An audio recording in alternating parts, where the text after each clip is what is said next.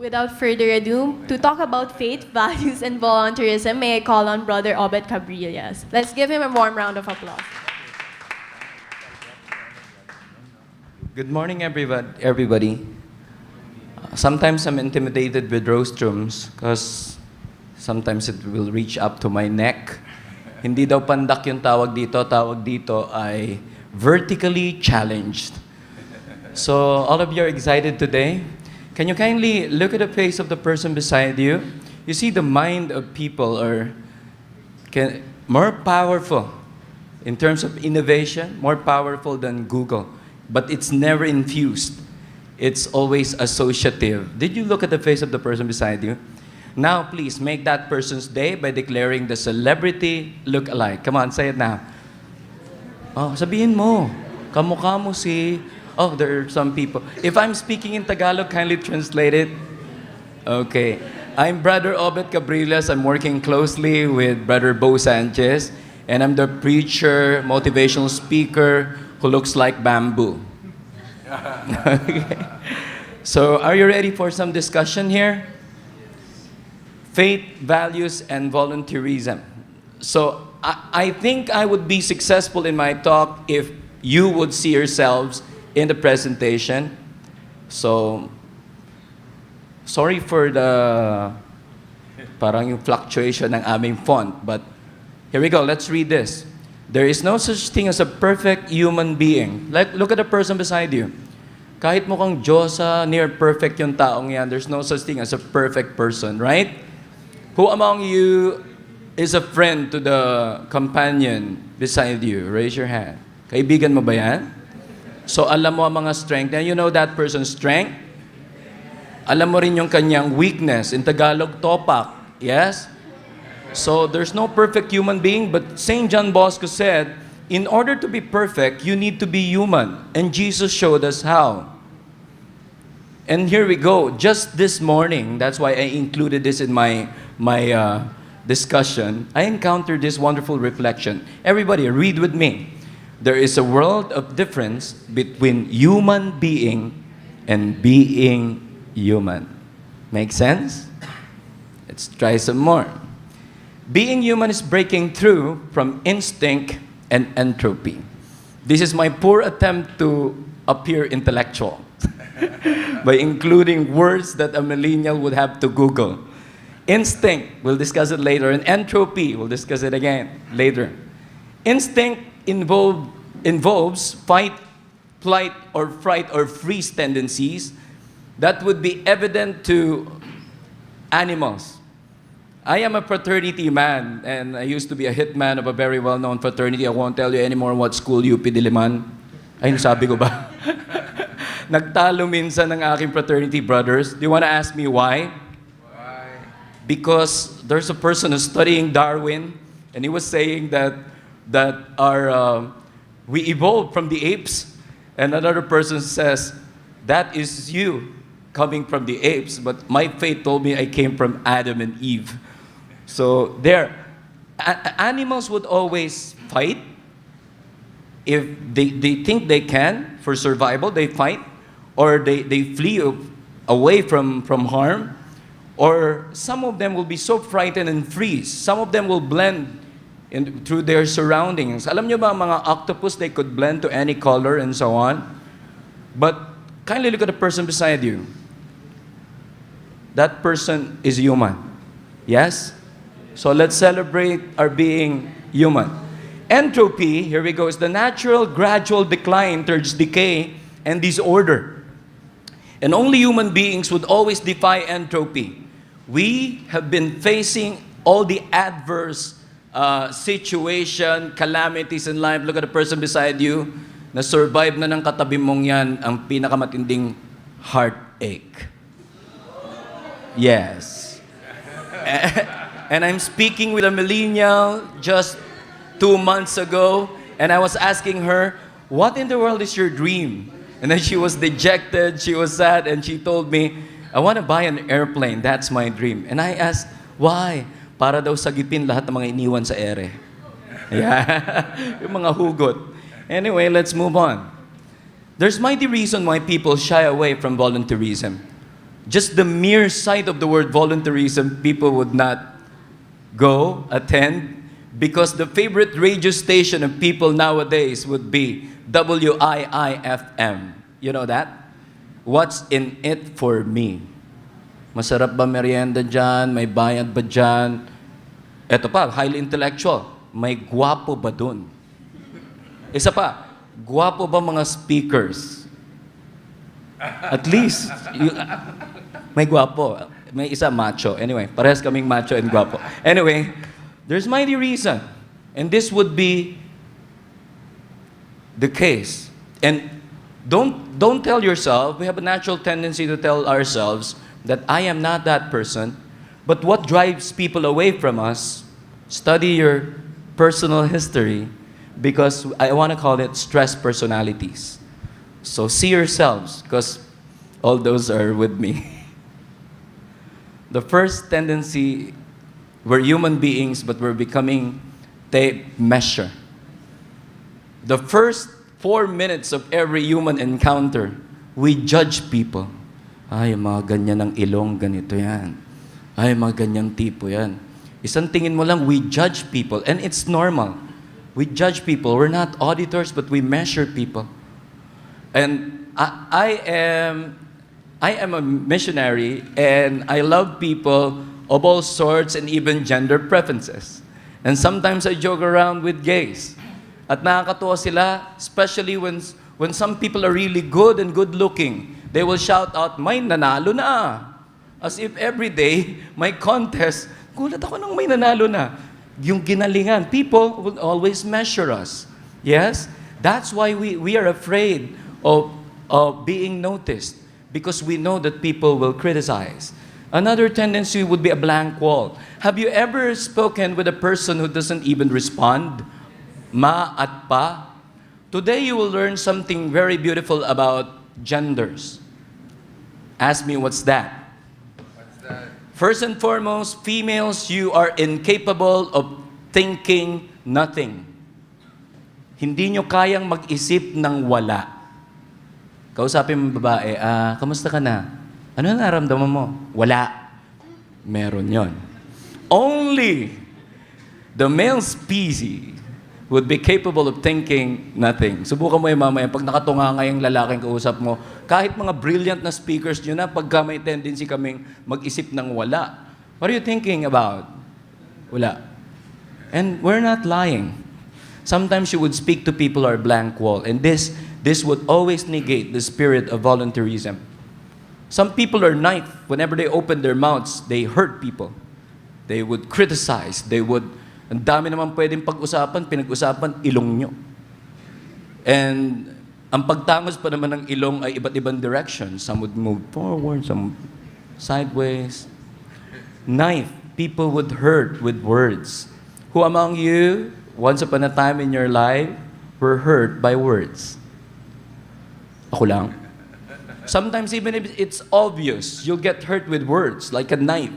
Pandak! If somebody would shout at me, masasaktan ako, kahit obvious. And some people would not call you by name, would call you by your defect. Hoy, tabatchoy! Ganyan, di ba? Hoy, dokling! And so on. Some people are sledgehammers. They said it and again, say it again and again and again. They hammer it into your head. I don't know about you, but I'm the kind of person who doesn't want to be micromanaged. Yung palo up ng palo, pinupukpok ulo mo. Si Thor ka ba? But you know, some people have very low self-worth that they don't notice it, but they appear like they're trash cans. Yes? Can you kindly look at the person beside you? Would you wonder what that person collects? Now, if you're collecting hurts, you might probably be a garbage collector. Yeah? And I don't believe that the opposite of love is hate. Ask me why. Hate kunyari, pero pinupunta pa sa Facebook, sa Instagram. The opposite of love is apathy, yung wala ka. Listen, my dear young people, there are some people in your life that you need to block, you need to unfollow, and you need to remove from your phone book.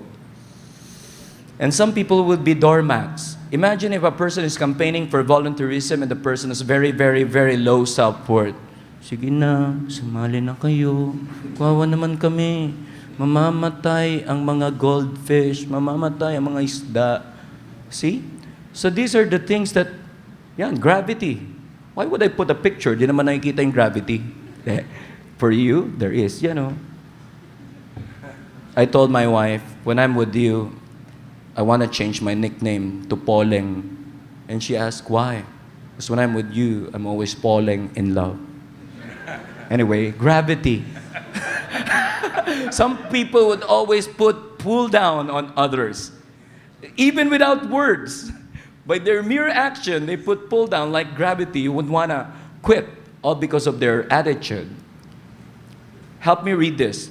We're here in planet Earth not to compete. We're here to complete. Yes? In my own missionary faith walk, I realized that the world and the Lord will always surround you with people you need. Some people would come to your life as a blessing. Some would come as a test.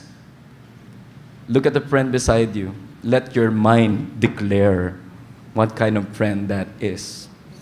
Today's greatest fear, because I started reading my own personal research, and I realized that during the 80s, the number one fear is the fear of getting sick.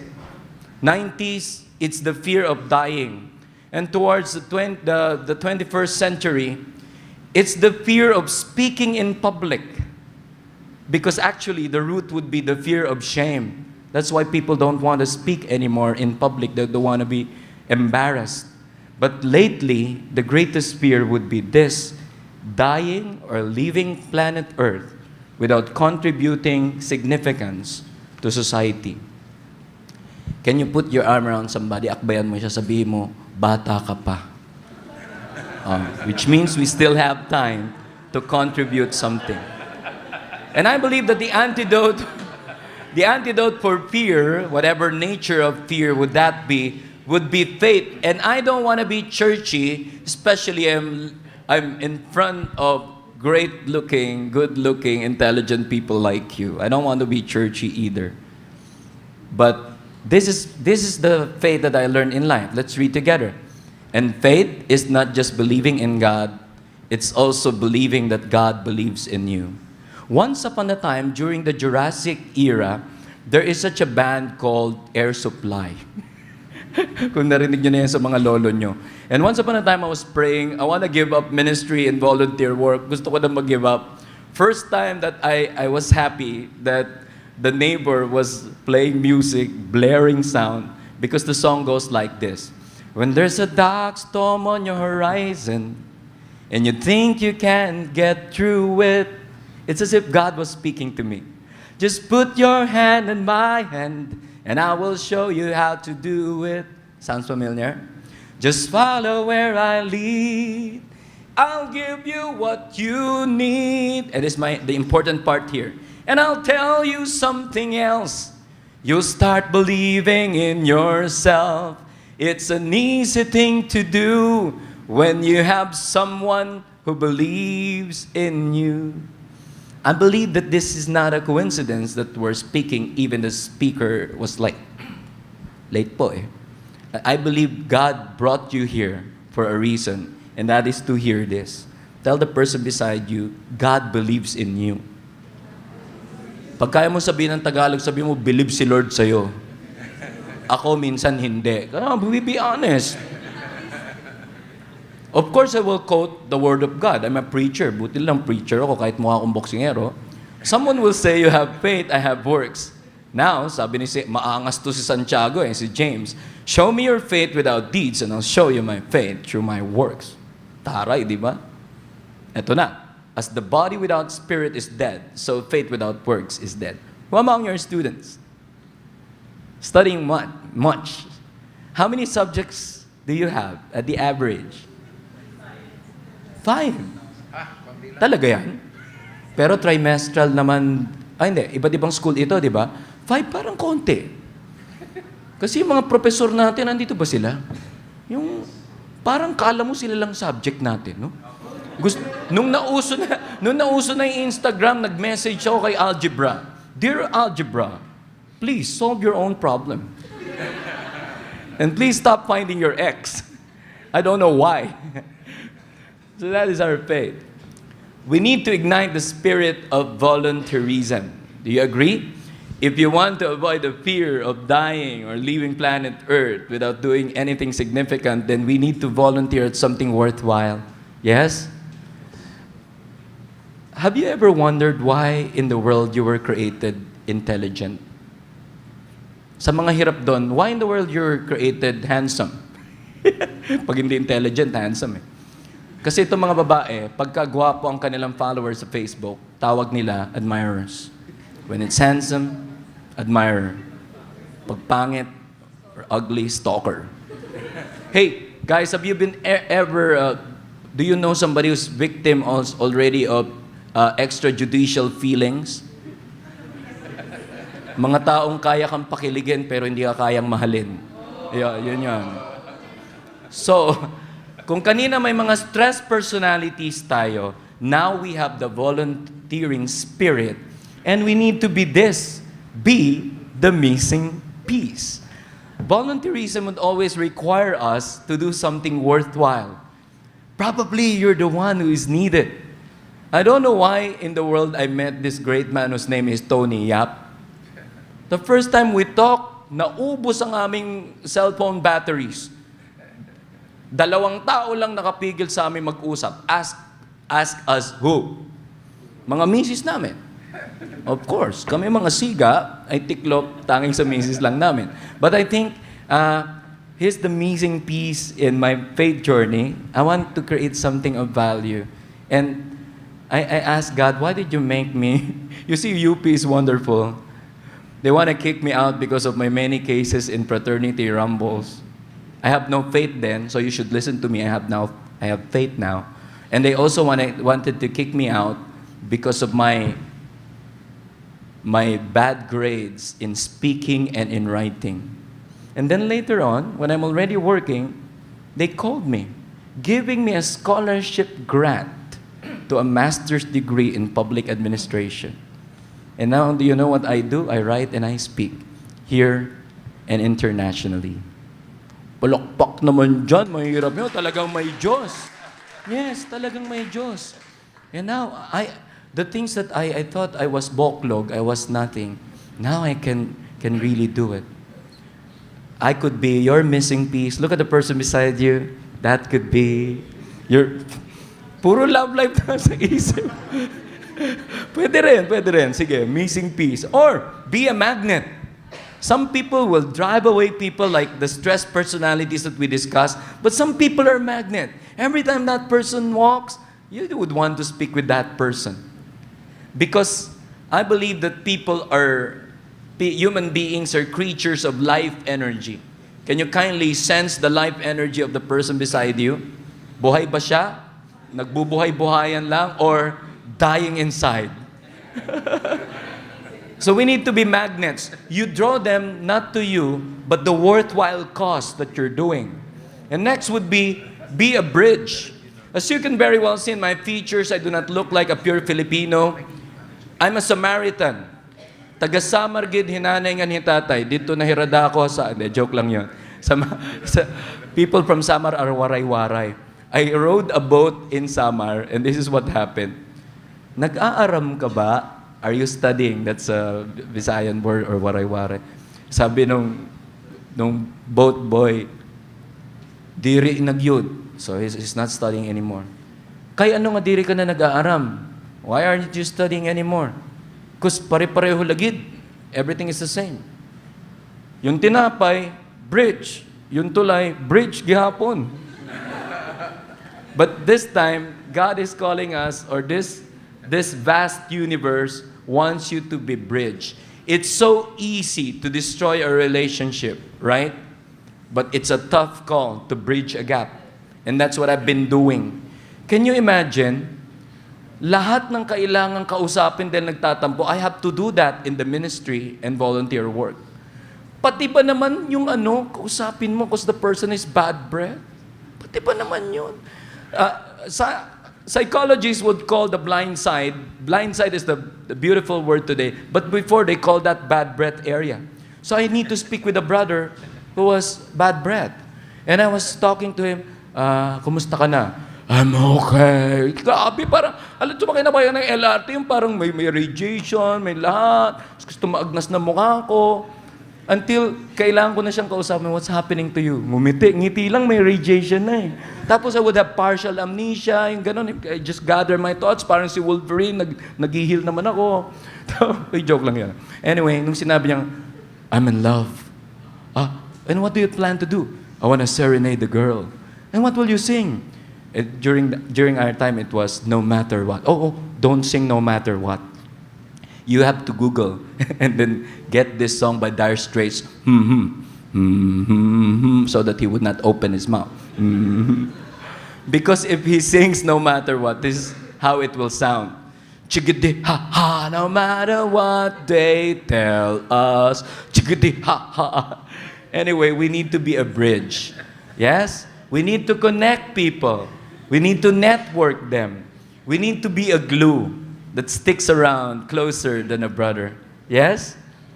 Meron mga tao parang glue. Look at the person beside you. Pag naging connect na kayo, hirap na makaalis. Yes! You need to be a stamp. I know you cannot relate with this anymore because of the advent of social media, but the stamp is always the example of this virtue called stick-to-it-ability. Stick-to-it-ability is commitment. If there's a cause, there's a project, there's volunteer work, you stick to it until it's done. In Filipino parlance, it's called mañana habit if you cannot sustain your commitment.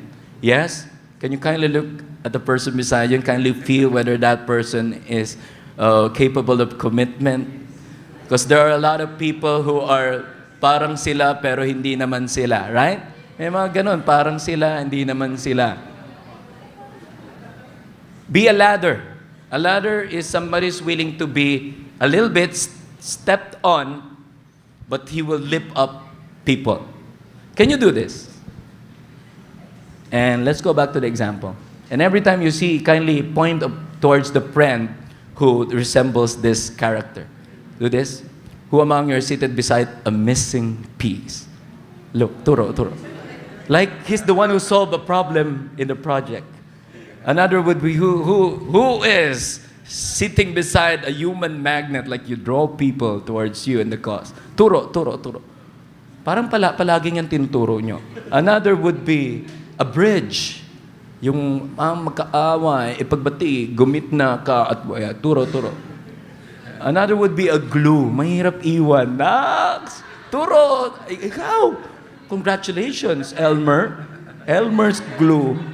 And next would be a stamp. Who among you have that power with a stick-to-it ability? To the point na nakakainis na sila, dito tayo. Saka na merienda. Wow. Saka na love life. Iiwan ka na mga kaibigan mo. Who among you are seated beside a ladder? My ministry servants would call me a ladder because I lift people up. I help them. And I don't care whether the people I train become better than me. That's my... So this is the call. Tell the person beside you, volunteer. Parang ayaw mo. And the values that I want to share with you is observable. I'm the author of this book, Spell Out Your Love. And my latest book is The Balance is Power. So I always spell out things. And my version of volunteerism or volunteer would be, you have to have a vision. You have to network people, rally them for a vision. Nations suffer without a vision. And openness.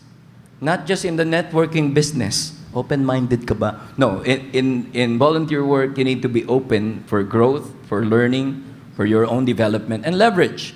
Why would you things the hard way when you can leverage? If you have a friend whose name is Tony Yap, the middle name is Tony Leverage Yap. He knows a lot of people. He's a big help to a lot of people. Unity. Tell the person beside you, we're not enemies. We're friends. Minsan na-offend ako. One millennial told me, knock, knock. And I said, who's there? You're handsome. Shucks. You're handsome. Who? And then he sang, From a Distance. Kaka-open, grabe yung taong unity. Next is network. Sometimes your greatest asset would be the list of names in your cell phone. Do not underestimate the capacity of people to help you. Say that to the brain of the person beside you. Do not underestimate the capacity of people to help you. Next would be trustworthiness. Sa aming eskwelahan, pagka nakaiwan ka ng libro, wallet, at kung ano-ano pa hindi mawawala. Dahil may tiwala kami sa isa't isa. Yes, may kausap ako, may kinakounsel ako about love life, and that person said to the boyfriend, if you cannot love me enough to trust me, then don't love me at all. Teka, volunteerism ba to o love life seminar? Next would be encouragement. And the root word of encouragement would be courage. And courage is not the absence of fear, but the management of fear, because you have to do something important. And next is empowerment. And power would be the capacity to do. All it takes for a person to be empowered is that you trust him. You know that he can deliver. And last would be responsibility. We're about to close, and I have to share the last three-letter S that is very much important to your life and my life. One would be success. Mali pa ako ng spelling. Ganyan talaga kami sa school. Basta katunog, okay na. Success is maximizing one's potential. Yes? And who among you would like success? Raise your hand, make some noise. But you see, to a very successful man, and then you reach all your dreams, the question of what's next would be very difficult if you don't know the next letter S, and that would be significance. And I am turning 46 on November, and I want to live a life of significance, because significance is maximizing others' potentials for a worthwhile goal or worthwhile goals. Yes? So these are people who are helping you to become better. And last but not least would be synergy. I composed a poem and I wrote it here. Everybody, read with me. Synergy subtracts the stress, divides the effort, adds the fun, and multiplies the productivity. Galing, no? Yan ang mga tula ngayon eh. And we need the spirit of volunteerism. I believe that it's divine coincidence that we're here together. I believe that today will be the day that you will discover yourself. I want to end with a quote of this very famous person whose name is Anonymous. Kasi sa lahat ng libro, quoted siya. The two most significant dates of your life would be the day you were born and the day you discover why in the world you were born. And my prayer is that you discover yourself today by serving others, by faith, by your values, and by volunteerism. Good morning. God bless.